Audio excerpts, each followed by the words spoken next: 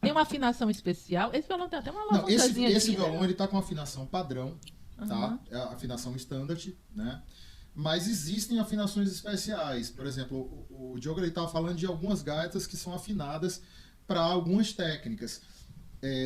Existem afinações especiais, por exemplo, para tocar slide. Aqui a gente tem um grande guitarrista de slide, aqui, o Anderson Camelo, que é um grande amigo também. Um abraço para o Anderson. Um abraço, E Anderson. o Anderson, por exemplo, ele só toca com afinações abertas. Ele não usa essa afinação padrão, que essa afinação é a afinação que você toca de blues, rock,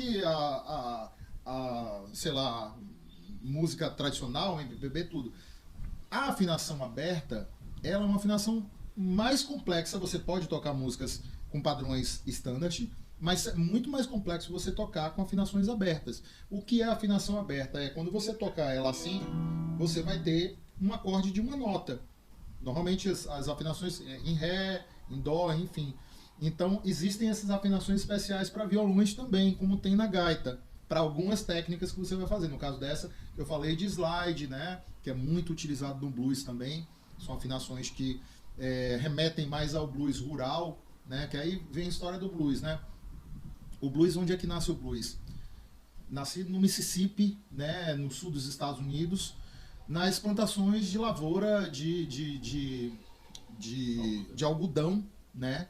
Os escravos trabalhando e começavam a fazer sons, né? E a partir daqueles sons se criou uma forma de vocalizar, e aí depois evoluiu para um instrumental que era... Eu vi um documentário falando sobre isso. Eles tinham um pedaço de arame que eles deslizavam barras de ferro nesse pedaço de arame e improvisavam, faziam vocalizações por cima. Isso não existia, não se tocava ainda com violão quando a gente está falando disso aí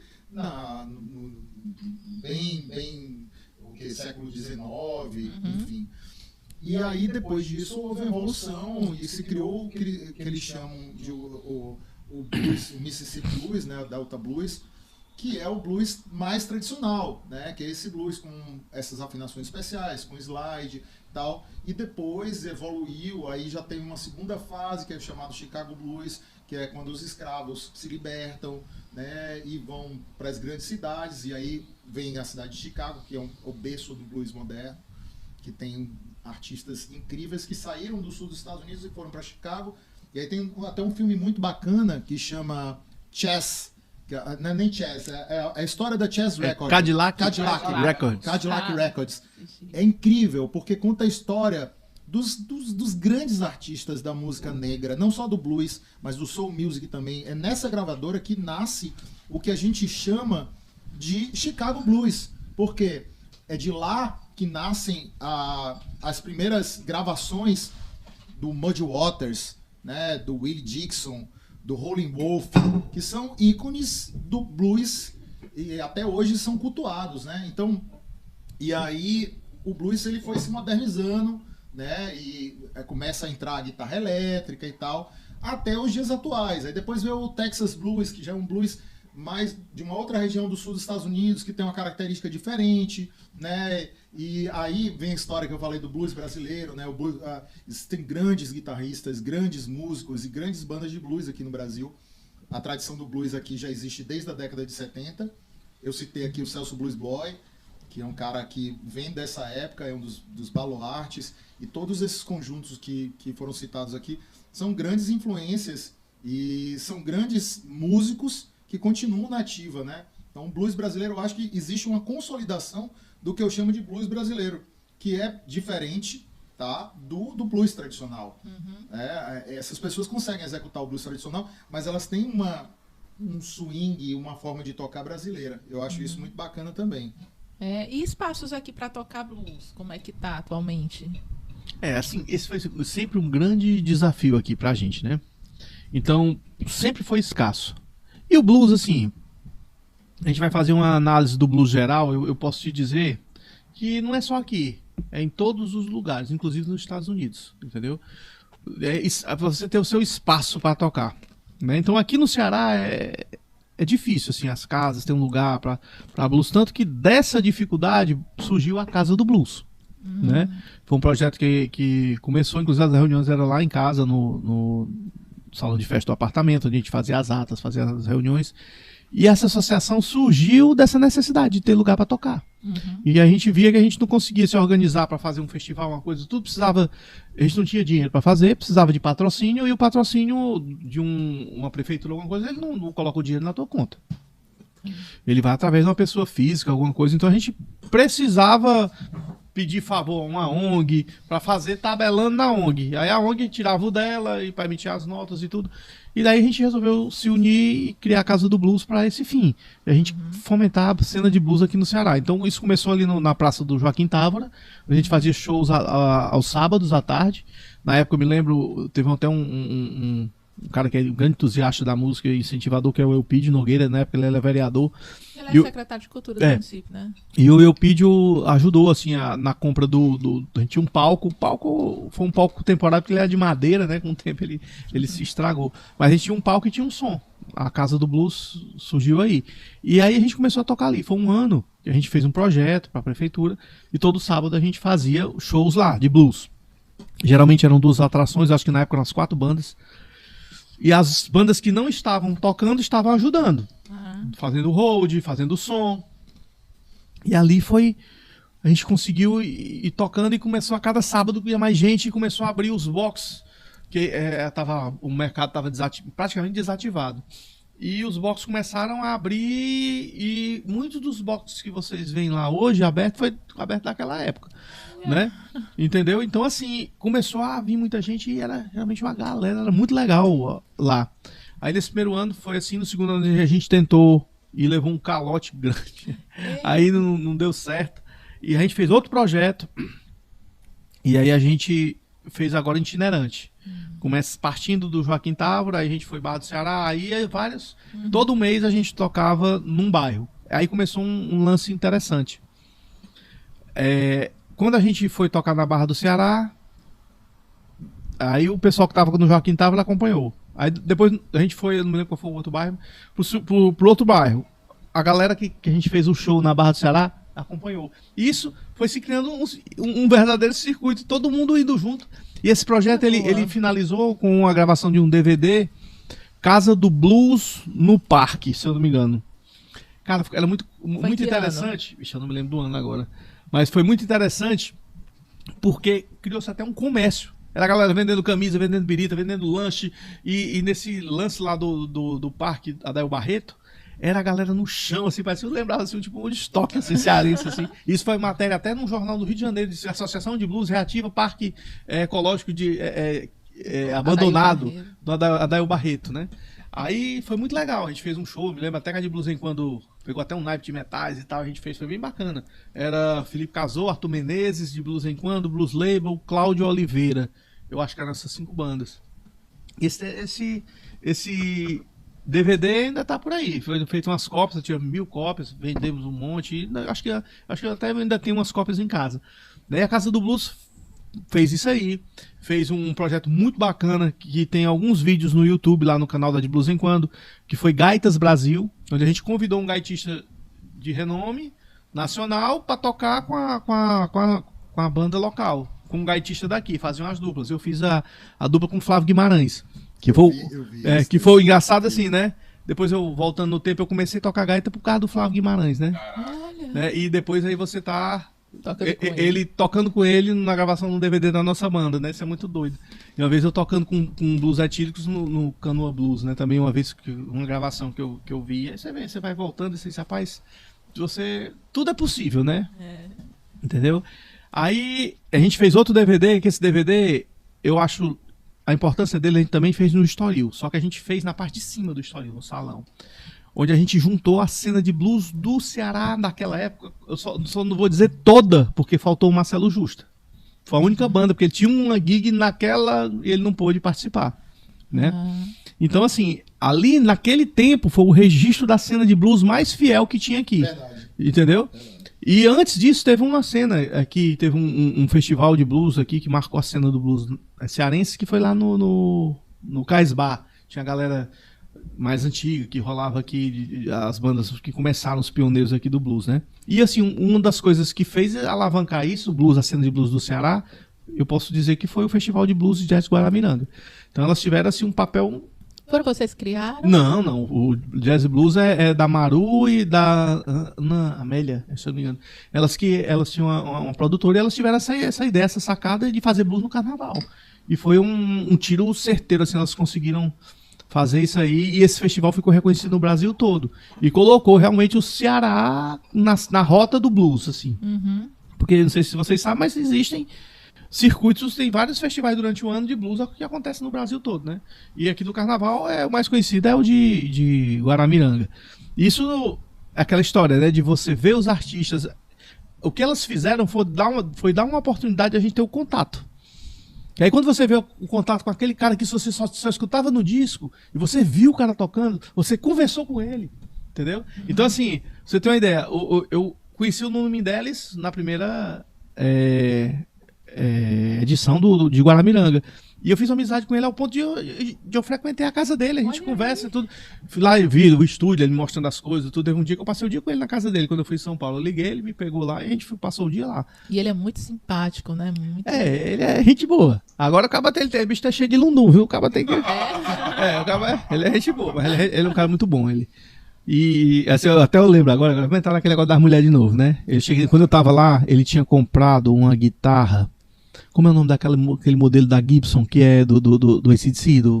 O SG. O SG, pronto. Ele achou um SG, o som maravilhoso.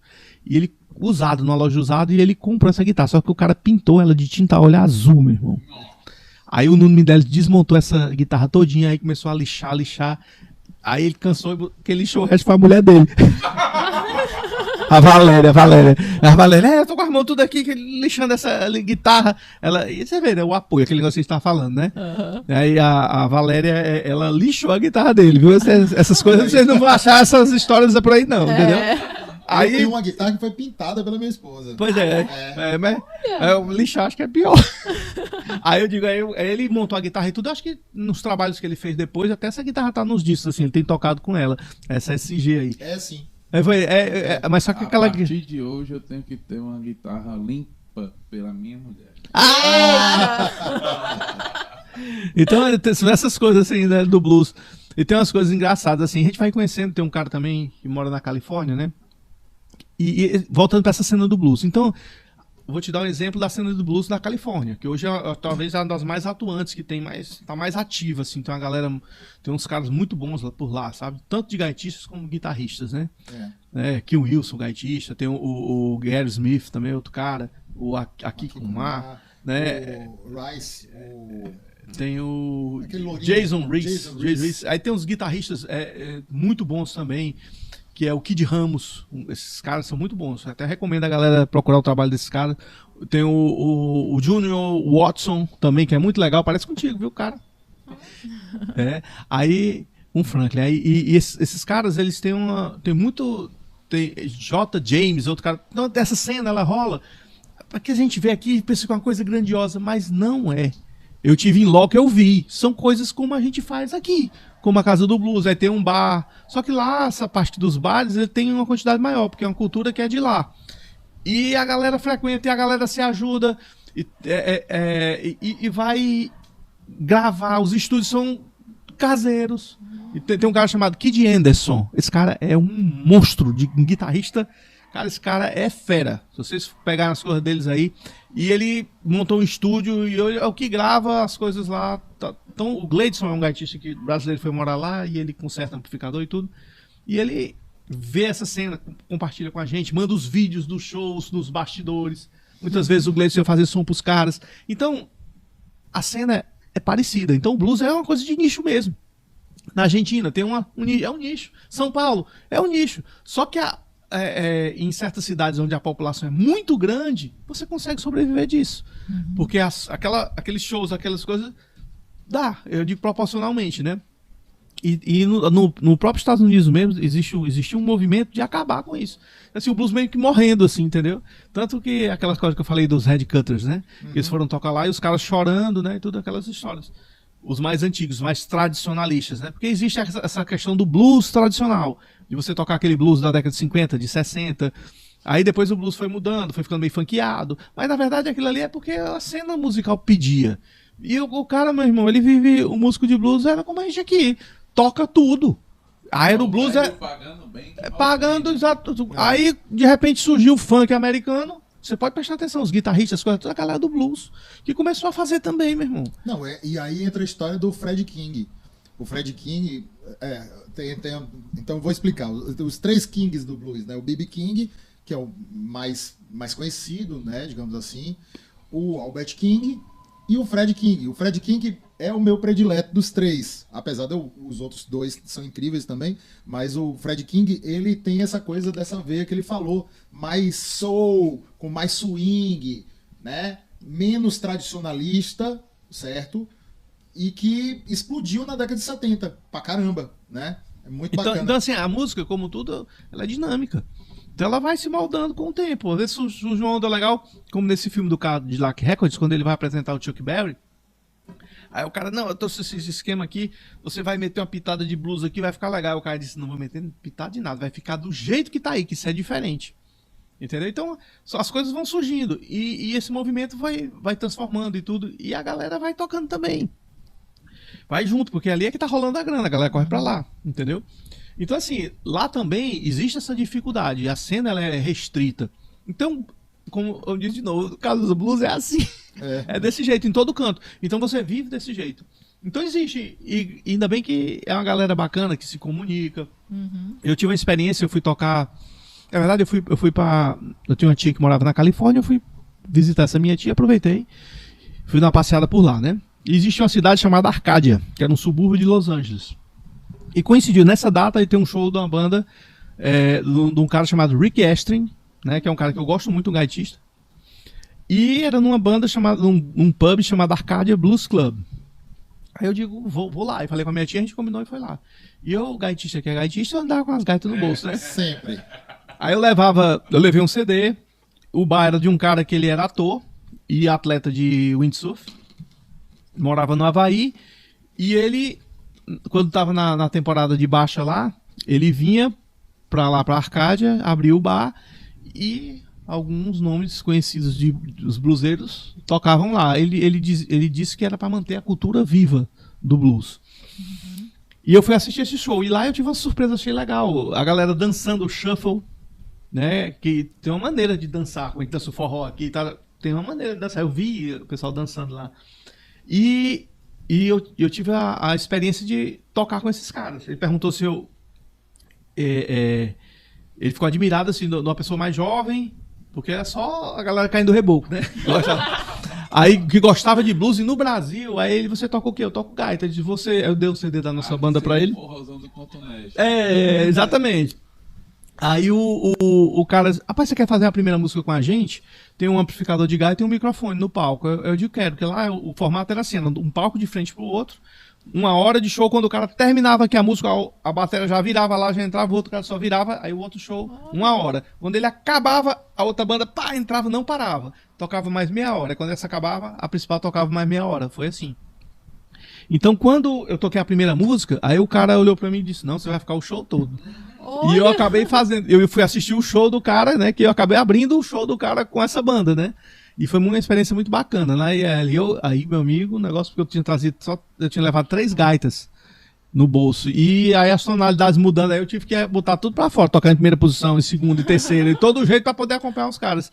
E pra minha felicidade, o cara filmou isso, ele filmava isso e colocou na internet. E eu pude ter esse registro, né? Incrível, cara. Que eu fiquei lá com esses caras. Tem até uma participação do cara, reverendo, não sei o que, um cara lá. E aí eu guardei esse registro, eu toquei algumas músicas ele colocou lá e foi muito bacana. E eu vi que realmente é uma coisa de nicho mesmo. Vinha só era só os coroas vindo dançando com as esposas ali, você via mesmo que era uma coisa de nicho. Tanto que esse bar, depois da pandemia, não aguentou e fechou, né? O Arthur Menezes tocou lá também. Então grandes gaitistas, grandes nomes tocavam nesse local. E foi bacana essa experiência, assim. E realmente eu vi que não é uma coisa tão grande, né? É uma coisa de nicho também. Então é isso aí. Interessante. É muito bacana, muito bacana. Começa Lá no